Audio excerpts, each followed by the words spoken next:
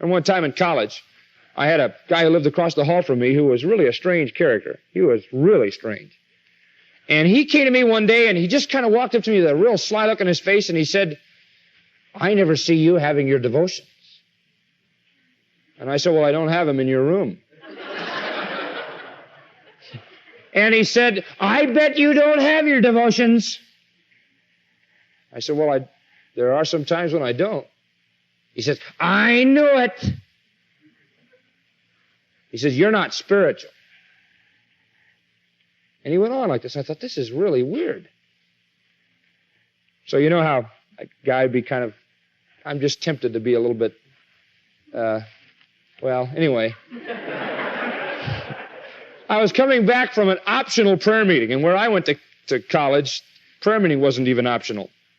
But this was an optional prayer meeting, which was kind of refreshing. And so we went, and I came back, and he didn't go. And I couldn't resist it. And I walked by his door, and I looked in and said, you didn't go to prayer meeting. What's the matter with you? And he got the strangest look on his face, and he flew across the room and up against the wall like this. And I'm not kidding.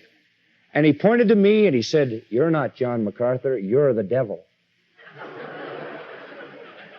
And of course I went, rawr, you know.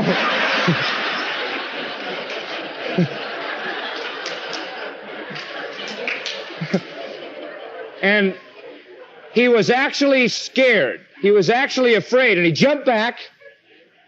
And I you know, it was just the strangest thing that's ever happened to me. And I walked out of the room, and I thought, this can't be for real. Well, the next day, I was asked to report to the dean. And I went up to the dean, and the dean said, it's been reported to us that you're the devil. And I said, well, if I was, you'd have heard from me a lot sooner than this, you know. And I convinced him that I was not the devil.